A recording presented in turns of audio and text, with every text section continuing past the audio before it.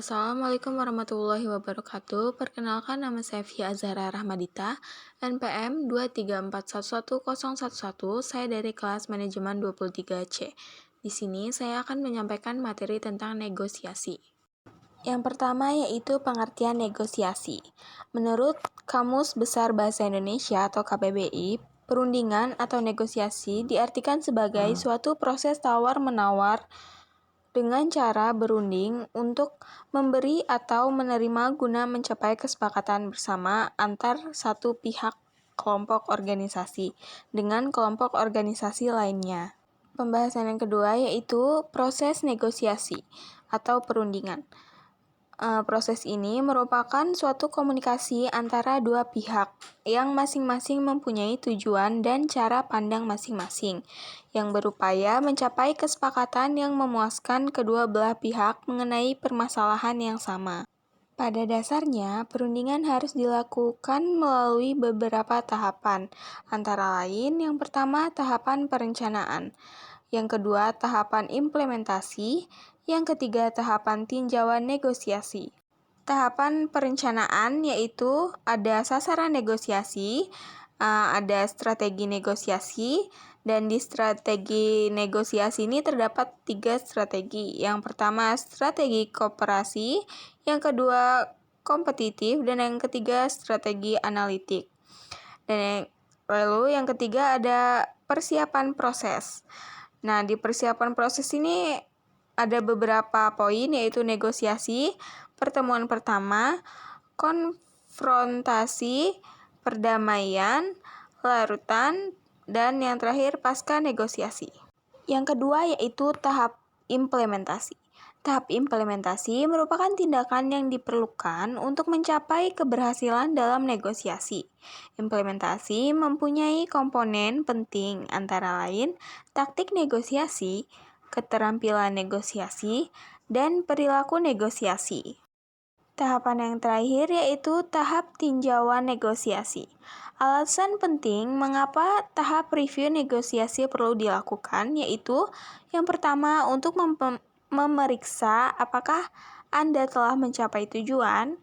Yang kedua, jika belum, ini akan menjadi pelajaran sekaligus pengalaman yang sangat berharga bagi negosiator. Jika iya, pastikan apa yang dilakukan dengan baik dan bangun kesuksesan Anda. Pembahasan selanjutnya yaitu tipe negosiator. Yang pertama, tipe penipu. Tipe ini akan berusaha memenangkan kesepakatan dengan berbagai cara licik. Tentu, salah satu tipe negosiator yang harus dihindari. Persaingan bisnis akan menjadi tidak sehat karena kurang etis jika diterapkan dalam dunia bisnis. Yang kedua, tipe profesional. Tipe ini merupakan rangkuman dari tipe asertif, akomodator, dan analitis. Sikap profesional ditunjukkan sebagai cara untuk membuka objektivitas dari perjanjian bisnis yang diambil.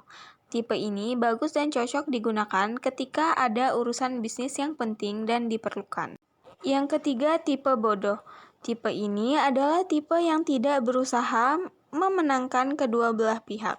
Hal ini sedikit lucu karena bagaimanapun kesepakatan bisnis ingin dicapai dengan bantuan negosiator. Namun sayangnya ada saja tipe yang justru tidak mau memenangkan kesepakatan kedua belah pihak. Hasilnya adalah perjanjian yang panjang dan berkepanjangan. Yang keempat yaitu tipe naif. Tipe ini kebalikan dari tipe bodoh. Tipe naif tidak mempunyai kontrol apapun terhadap materi apa yang telah dijadikan perjanjian. Umumnya, tipe ini tidak memiliki posisi netral yang kuat. Dia mudah terprovokasi oleh argumen yang lebih menarik ini. Pembahasan selanjutnya yaitu tentang tips negosiasi. Informasi adalah kekuatan. Yang pertama, teliti pihak lain untuk menentukan kebutuhan dan kekuatan serta kelemahan mereka. Yang kedua, mempersiapkan informasi pendukung argumen Anda. Yang ketiga, antisipasi argumen pihak lain dan sediakan data yang mendukung pihak Anda.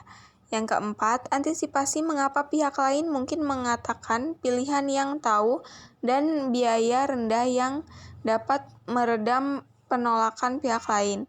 Yang kelima, mintalah pendapat ahli. Tips yang kedua yaitu memulai dengan awal yang baik. Yang pertama, menyatakan rasa hormat terhadap pengalaman dan keahlian pihak lain.